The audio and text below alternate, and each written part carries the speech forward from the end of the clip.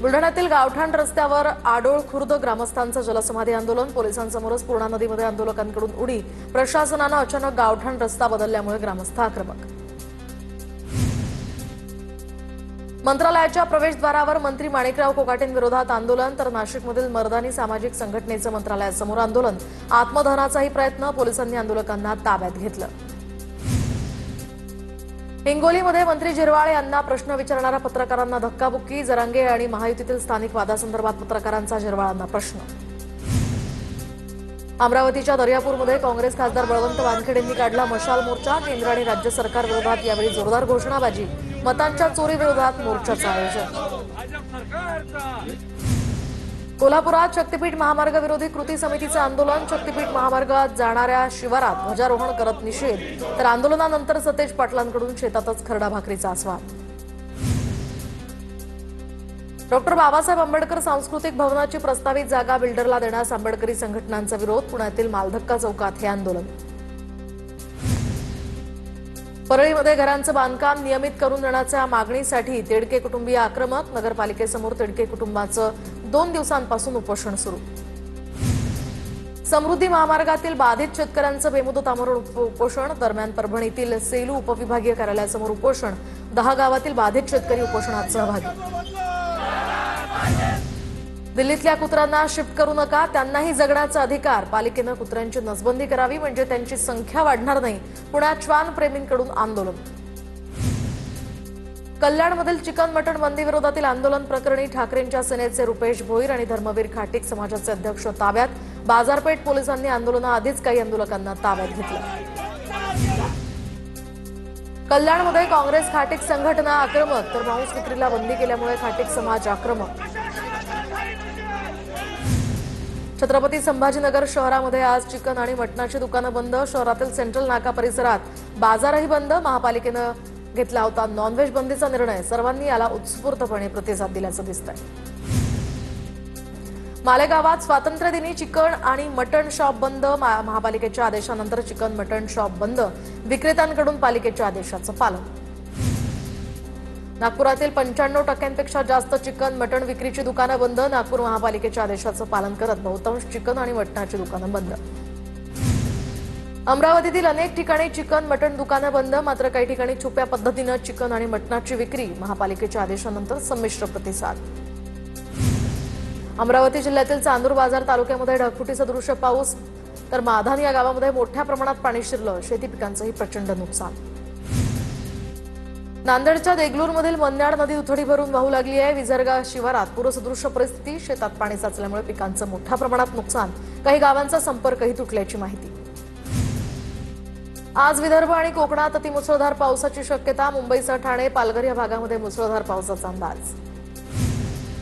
कोकणासह रायगडला उद्या ऑरेंज अलर्ट। मुंबईसह कोकणात उद्या मुसळधार ते अतिमुसळधार पाऊस पडण्याची शक्यता।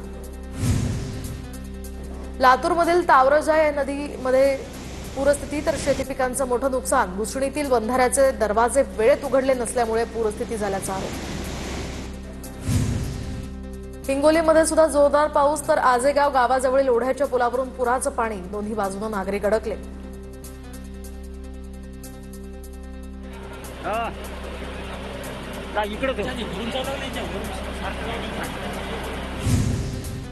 बीडमध्ये दमदार पावसाची हजेरी। पावसानं पाटोद्यातील सौताळा धबधबा प्रवाहित।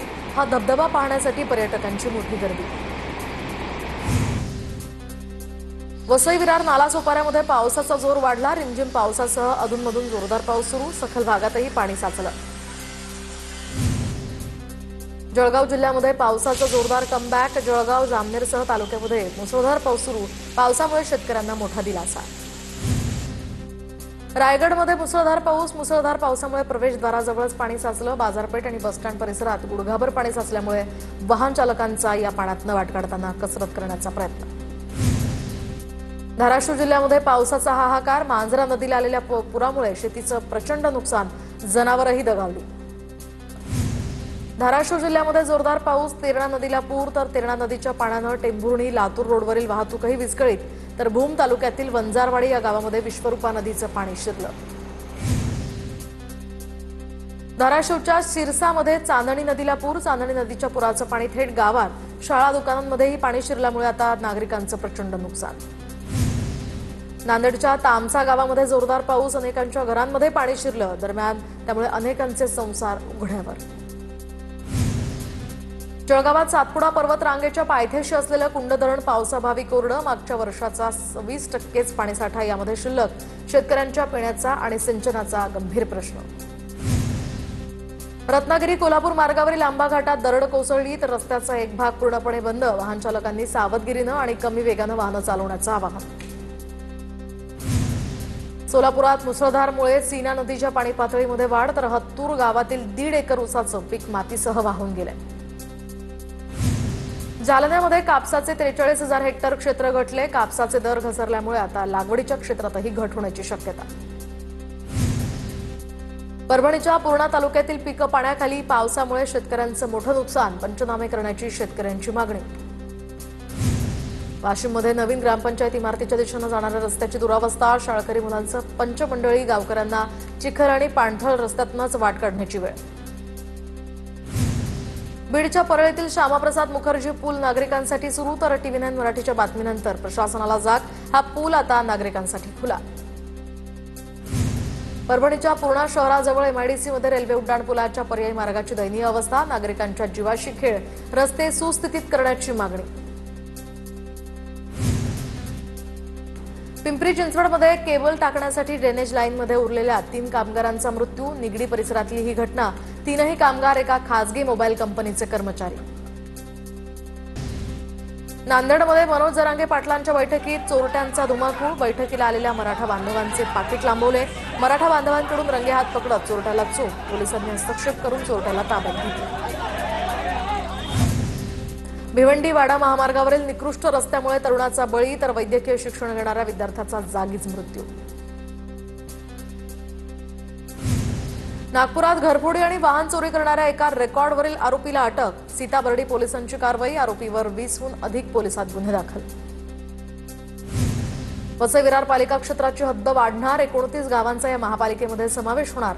राज्य शासनाकडून अधिसूचनाही जारी. मुंबईत मालमत्ताधारकांना कर भरण्यास मुदतवाढ. बिलांच्या छपाईला विलंब आणि टपाल खात्याच्या प्रक्रियेमुळे बिलांच्या वितरणाला उशीर.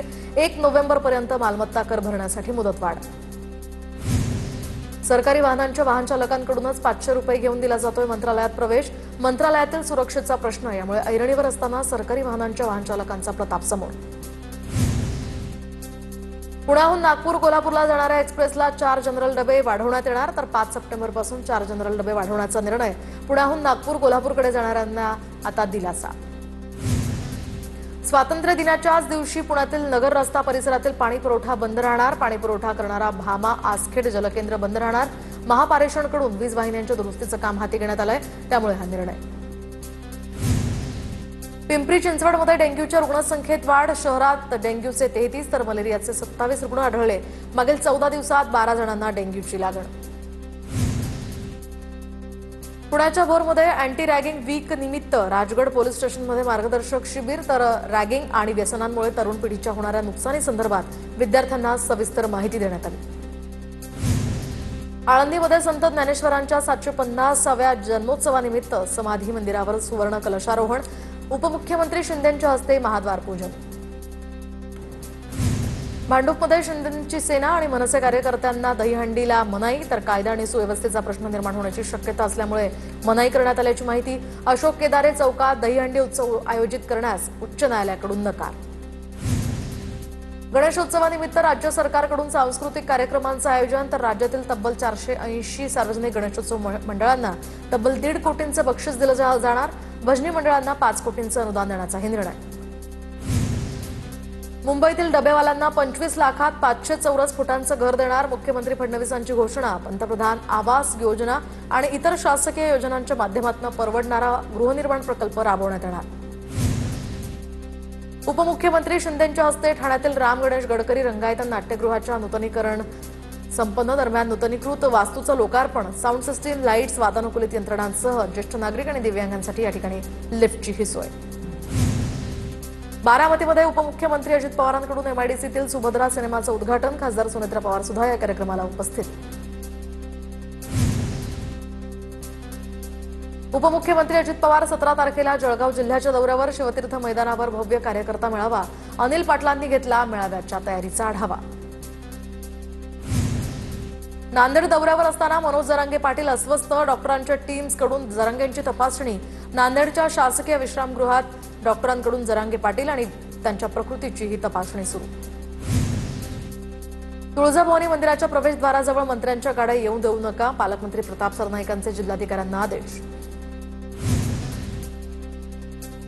जालन्यातील 190 सीसीटीव्ही आणि वाहतूक सिग्नल कामांचं पंकजा मुंडेंच्या हस्ते लोकार्पण. पोलीस अधीक्षक कार्यालयामध्ये पंकजा मुंडेंनी नव्या लाऊडस्पीकरवरून संवाद साधलाय. स्वातंत्र्य दिनानिमित्त सोलापूर रेल्वे स्थानकावर चित्रप्रदर्शन. भारताची फाळणी सुन्न करणारी छायाचित्र प्रदर्शनाच्या माध्यमातून लावण्यात आली आहे. नागपुरात श्रीकृष्ण जन्माष्टमीची धूम, तर श्रीकृष्णाची मूर्ती खरेदी करण्यासाठी बाजारपेठांमध्ये नागरिकांची गर्दी. साईबाबा चरणी 17 लाख रुपयांच्या वस्तू दान, तर 191 ग्रॅम वजनाचं सोन्याचं ताट, 283 ग्रॅम वजनाचं चांदीचं अगरबत्तीचं स्टँड साई चरणी अर्पण. साईबाबा संस्थांकडून साई भक्तांचा सत्कार. हरिनामाच्या गजरात न्हाऊन निघणारी पंढरी आज देशभक्तीच्या रंगात रंगून गेली आहे. पंढरपूरमध्ये श्री विठ्ठल रुक्मिणी मंदिरात वेगवेगळ्या आकर्षक तिरंगा फुलांची सजावट करण्यात आली. पुण्यातील जेजुरी गडावरही भाविकांची मोठी गर्दी. स्वातंत्र्य दिनानिमित्त खंडोबा मंदिरामध्ये फुलांची आकर्षक सजावट. संत ज्ञानेश्वरांच्या जयंतीनिमित्त कराडच्या वहागावमधील 500 विद्यार्थ्यांनी गायलं पसायदान. अक्षर अण्णाजी पवार विद्यालयानं राबवला हा अनोखा उपक्रम. पुण्याच्या खेड तालुक्यातील वाडा जिल्हा परिषदेच्या शाळेतील विद्यार्थ्यांना स्पोर्ट्स शूजचं वाटप. आधार पावलांना या संस्थेतर्फे सलग 10 वर्ष हा उपक्रम राबवला जातोय. नाशिकच्या शहा कारवाडीमध्ये बिबट्याच्या हल्ल्यात तरुण शेतकरी जखमी. जिल्हा शासकीय रुग्णालयावर त्या शेतकऱ्यावर उपचार सुरू. दरम्यान वन विभागाकडून घटनास्थळाची पाहणी. अकोल्यात एका महिलेच्या स्कूटीमधून तब्बल 7 फुटांचा साप निघालाय. 2 तासांच्या अथक प्रयत्नानंतर या सापाला बाहेर काढण्यात आलं. महिलेनं तातडीनं सर्पमित्रांना बोलावून सापाला बाहेर काढलं. शिंदखेडा तालुक्यातल्या मेथी या ठिकाणी शेतकऱ्यांचं 10 दिवसांपासून उपोषण. एसआरसी कंपनी आणि सरकारच्या निषेधार्थ मुंडन करून दशविधी करत शेतकऱ्यांकडून निषेध व्यक्त. जळगावच्या एरंडोल तालुक्यातल्या आडगाव ग्रामपंचायतीमधील गैरव्यवहारासंदर्भात आता ग्रामपंचायत सदस्य महिलांचं उपोषण. जलजीवन मिशन योजनेसह इतरही विकास कामांमधील गैरव्यवहाराची चौकशी करून कारवाई करण्याची मागणी.